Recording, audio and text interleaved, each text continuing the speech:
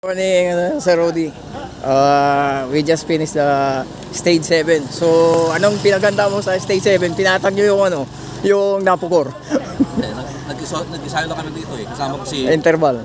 Si kasama Kenneth. ko si Kenny. Oh. Sino pa? Kaya minsan lang din. Pero okay lang, naka-interval naman kayo. So, ito magandang kasama si kaibigan eh.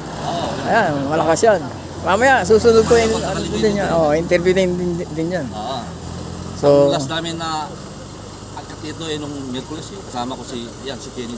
oh, yung nakita tayo sa Sophia. Tapos wala na sumunod doon. So, okay. Kaya tinis ko lang. Oh, tiniis mo lang. Tapos nagpursige kang kaya niyong akyatin naman. So, sabi naman nito, kaya namin yung akyatin din dalawa to, kung kaya niyo. Ano lang, tiis-tiis lang talaga. Oo, Kasi so mahirap yung ahon dyan. grabe yung ahon pala dyan, nakakita ko. Kasi nadaanan ko to minsan, pero pababa na kami. 16 gradient ata, 16. Oo.